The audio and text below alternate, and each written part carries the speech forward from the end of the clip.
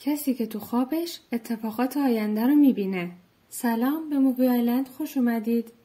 داستان در مورد یه دختر به اسم نام هونگجوه که یه توانایی خاص داره و اونم اینه توی خواب میتونه اتفاقات آینده رو ببینه. متاسفانه اکثر خواباشم راجع به اتفاقات بده. هونگجو هر کاری میکنه نمیتونه جلوی اون اتفاقا رو بگیره و به خاطر این موضوع ناراحته. اون اخیراً یه خواب وحشتناک دیده. توی خوابش توی یه روز برفی خواب میبینه وقتی داشت با دوست پسرش میرفت خونه پیش مامانش، اونا یه تصادف میکنن و اون میره توی کما. دوست پسرش صحنه تصادف رو دستکاری میکنه و یه جوری نشون میده که اون راننده بوده، چون تو اون تصادف یه نفر مرده بود. مادر هونگجو هم به خاطر این اتفاقا خیلی تحت فشار بود. شما فکر کنید دخترش تو کما بود، از اون طرف شاکی هم دست از سرش بر نمیداشتن و این باعث شده بود که خب حالش بد بشه، از پله‌ها بیفته پایین و بمیره. هونگجو هم دوستش جلوی این اتفاقا رو بگیره، ولی متاسفانه وقتی از کما بیدار میشه میبینه نتونسته کاری بکنه. طرف دیگه 2 برادر هستن که اخیراً اساس کشی کردن و اومدن همسایه هونگجو شدن. برادر بزرگتر اسمش جونگچچانه. اون دادستانه و به تازگی هم مشغول به کار شده. برای جیچانم اخیراً اتفاق عجیبی افتاده. اون یه دختر رو توی خوابش میبینه که از کما بیرون اومده و مقصر اصلی یه تصادف منجر به قتله. اون با اون دختر صحبت میکنه، اون دختر بهش میگه مقصر نیست، ولی خب تمام شواهد بر علیهش بودن. از طرفی اون دختر متوجه شده که مادرش هم مرده، پس تصمیم میگیره خودش رو از رو پشت بوم پرت کنه پایین. جیچان اینجا از خواب بیدار میشه و حس خیلی بدی داره. میخواد یه جوری جلوی این اتفاقو بگیره، چون متوجه شده اون دختر همسایه جدیدشونه. اون سعی میکنه به هونگجو نزدیک بشه و کمکش کنه، ولی هونگجو بهش بی‌توجهی میکنه. شب حادثه فرا میرسه. اون هونگجو دوست پسرش لی بویوم رو تعقیب میکنه، ولی به خاطر نجات یه عابر پیاده تصمیم میگیره با ماشین بزنه به ماشین اونا. اون بهشون میگه که برای نجات جون اونا این کارو کرده، ولی یوبوم قبول نمیکنه و بهش تهمت میزنه. اما هونگجو اونو بغل میکنه و بهش میگه باورش میکنه. بعد این اتفاق جیچان تعجب میکنه. میگه چطوری حرفمو باور کردی؟ هونگجو هم میگه چون منم از این خوابا میبینم و جیچان شوکه میشه. توی صحبت‌ها جیچان متوجه میشه نمیشه جلوی خوابای هونگجو رو گرفت، اما این دفعه با تلاش جیچان تونستن جلوی خوابش رو بگیرن. بعد از این اتفاق هم هونگجو از اون دوست پسر عوضیش یعنی یوبوم جدا میشه. چند روز بعد جیچان خواب میبینه که برادرش سونگوون به جرم قتل دستگیر شده. هونگجو هم دقیقاً همون خواب رو میبینه و میره سراغ جیچان. ظاهراً پرونده دوست سونگوون یعنی سویون دست جیچان بوده و پدر سویون به مادر سویون حمله میکنه و مقصر شناخته نمیشه. برای همین سویون میخواست پدرشو بکشه، ولی سونگوون رفته مراقب سویون باشه. اتفاقی درگیر میشن و پدر سویون از پنجره پرت میشه بیرون و میمیره. بعد اینکه هونگجو و جیچان با هم دیگه صحبت میکنن متوجه میشن برای جلوگیری از این اتفاق باید کجا برن و چیکار کنن. اونا موفق میشن جلوی حادثه رو بگیرن. تو این اتفاق یه پلیس هم به اسم هانووتاک بهشون کمک میکنه. اون همون پسری که از تصادف جیچان هونگجو نجات پیدا کرده بود. ظاهرا بعد اون اتفاق اونم خواب میبینه و اتفاقات این 2 نفر رو میبینه. هونگجو برای کمک به سویون و مادرش اونا رو موقتا میبره خونه خودش.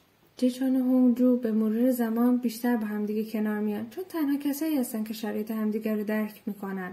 پدر سویون یوبوم رو وکیل خودش میکنه. اون سعی داره سویون و مادرش رو تحت فشار بذاره، ولی جیچان دوباره پرونده رو باز میکنه و میخواد پدر سویون مجازات بشه. توی اتفاق ووتاک متوجه میشه هونگجو و جیچان هم مثل اون خواب میبینن. با کمک و راهنمایی هونگجو و ووتاک و خوابهاشون بالاخره جیچان تونست جرم پدر سویون رو ثابت کنه و پرونده رو با موفقیت ببنده. همه جشن میگیرن، اما هونگجو میره تا به جیچان تبریک بگه و ازش تشکر کنه. هونگجو قبلا یه خبرنگار بوده، ولی به خاطر خوابی که دیده بود کارشو ول کرده. البته هنوز دلش میخواد برگرده سر کار، چون مادرش نگران سلامتیشه. اون تصمیم میگیره بره و یکی از خوابهاشو تغییر بده تا به مادرش ثابت کنه نمیمیره. ولی از اونجایی که تو خطر میفته جیچان و ووتاک هم خوابشو میبینن و میرن کمکشو نجاتش میدن. مادر هونگجو میبینه نمیتونه جلوی دخترشو بگیره، پس داستانو برای جیچان تعریف میکنه و ازش میخواد مراقبش باشه. جیچان هم متوجه دلیل ناراحتی هونگجو شده بود. روز اول کاریش میره پیشش، بهش دلداری میده و ازش حمایت میکنه. هونگجو تو اولین مورد کاریش درگیری پرونده مسمومیت گربه‌های خیابونی میشه که در اصل مربوط به یک قتل بوده. به خاطر همین قضیه جچان خواب دیده بود که هونگجو تو خطر میفته. برای همین به ووتاک میگه مراقبش باشه. پس ووتاک به خاطر هونگجو با قاتل درگیر میشه و شدیداً زخمی میشه. ولی خوشبختانه جچان و کمک زود میرسن و هونگجو و ووتاک رو نجات میدن. با اینکه همه چی به خوبی تموم شد، ولی هونگجو و جچان به خاطر اتفاقی که واسه ووتاک افتاده بود عذاب وجدان داشتن. به خاطر همین قضیه ووتاک یه مدتی رفت خونه هونگجو تا ازش مراقبت کنن. اون ازشون کلی درخواست میکنه، بهشون کلی سفارش میده. جچان و هونگجو هم کم کم این بین به همدیگه علاقه‌مند میشن. دیگه از احساساتشون فرار نمیکنن. هونگجو هم وقتی میبینه شرایط مساعده به جچان ابراز علاقه میکنه و اونو میبوسه. پرونده بعدی راجع به دوست ووتاکه. اون متهم به قتل یه ورزشکار معروف شده و باز هم دادستانش جچانه و وکیل پدر ورزشکارم یوبومه. مدرکی در رابطه با گناهکار بودن دوست ووتاک پیدا نمیشه و اون آزاد میشه، ولی مردم و رسانه‌ها قبول نمیکنن و شروع میکنن به اعتراض و اذیت کردن دوستش و دادستان. البته یوبوم هم نقش خاصی تو تحریک مردم و پدر ورزشکار داشت. به خاطر همین اوضاع هونگجو دوباره خواب میبینه که جچان شدیداً زخمی شده و کلی نگران میشه. دنبال همین موضوع هم اونا سعی میکنن دنبال راهی برای اثبات بیگناهی دوست ووتاک بگردن، چون باید مردم و جو آروم میشد تا جون جچان در امان باشه. اتفاقا هونگجو متوجه میشه رد خون کشیده شده تو اتاق ممکنه کار جاروی رباتیک باشه. تمام دوستای جچان دنبال جارو میگردن و موفق هم میشن. اونا خونه اون ورزشکار رو هم روی جارو پیدا میکنن و بالاخره پرونده به خوبی بسته میشه. اما متاسفانه پدر ورزشکار به خاطر فشارهای یوبوم بیخیال نشده و به جچان حمله میکنه و زخمیش میکنه، ولی جچان نجات پیدا میکنه. مثل همه فیلم ها و داستانا، نقش اصلی تو بچگی همدیگر رو میشناختن.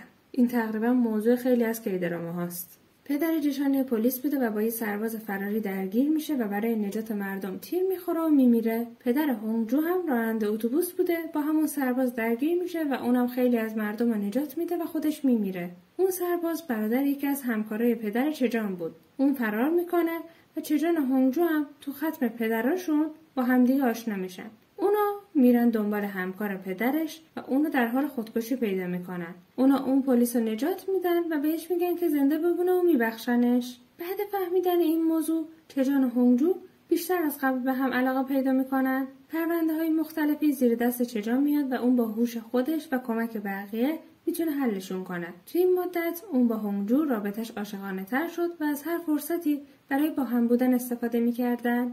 توی پرونده کوچیک یه سری اطلاعات و عکس از یه قاتل سریالی که قبلا دستگیر شده بود پیدا میشه. این اطلاعات ممکنه دوباره اون پرونده رو باز کنه. اون پرونده در رابطه با چند تا مریضی بوده که تو بیمارستان کشته میشن. دادستان اون پرونده یوبومه. اون بدون اینکه کسی بفهمه به خاطر اینکه ارتقا بگیره یه مدرک تو وسیله یکی از دکترا میذاره و اونو به عنوان قاتل سریالی دستگیر میکنه. ولی حالا اون قاتل دوباره برگشته پیش یوبوم و میخواد با هم همکاری کنن. یوبوم که نمیخواست ردی ازش بمونه به قاتل میگه یه نفر دیگه از رازمون خبر داره. اون هونگجوه و باید از شرش خلاص بشیم. اون یه برنامه مصاحبه با هونگجو میچینه و اون رو بیهوش میکنه. اونا هونگجو رو میبرن روی پشت بوم، بهش مواد تزریق میکنن تا مثل اون بیماری تو پرونده بمیره. بعدش هم یوبوم اون قاتل رو از بالا پرت میکنه پایین تا بمیره، تا دیگه مدرکی نباشه و خودش هم یه قرص میخوره که اونم قربانی بوده. طرف دیگه جچان و ووتاک خواب دیده بودن هونگجو تو خطره. اونا میان دنبالش و هونگجو رو پیدا میکنن و میرسونن بیمارستان، ولی خب هونگجو میره تو کما. جچان و ووتاک متوجه میشن یوبوم میخواد خودش رو بیگناه نشون بده. برای همین کلی عصبانی میشه. تو همین اوضاع جچان متوجه میشه پلیس که برادرش پدر جچان و هونگجو رو کشته همون دستیار آقای چویدامدونگه. این مدت از دور مراقبشون بوده. یه نکته بخوام بگم، هونگجو اولین کسی بوده که خوابای خاص میدید. وقتی اون تو بچگی جچان رو نجات میده، جچان خوابای خاص میبینه. وقتی جچان ووتاک رو نجات میده، اونم شروع میکنه به خواب دیدن. این راز خوابای عجیب اونا بودش. بریم سراغ داستان. بعد مدت کمی هونگجو هم به هوش میاد و نگرانی همه کم میشه و دیگه تمرکزش رو میره رو پرونده تا دست یوبوم رو کنن. تو دادگاه با شهادت شاهدا و کمک آقای چوی جرم یوبوم ثابت میشه، ولی یوبوم از حرص بعد دادگاه با ماشین به آقای چوی میزنه و اونو میکشه. آقای چوی دیگه میتونه با خیال راحت بره چون اون تونسته بود از جچان و هونگجو مراقبت کنه و یوبوم هم دیگه راه فراری نداره. متاسفانه توی دادگاه اتفاق دیگه هم میفته. مشکل کوررنگی ووتاک معلوم میشه و مجبور میشه از نیروی پلیس بیاد بیرون. هونگجو جیچان هم به ووتاک کمک میکنن تا دوباره درس بخونه و وکیل بشه، چون هم به قانون مسلطه هم هوش بالایی داره. جیچان و هونگجو هم با هم ازدواج میکنن تا کنار هم زندگی خوبی داشته باشن. چطور بود؟ لایک و کامنت و سابسکرایب هم یادتون نره.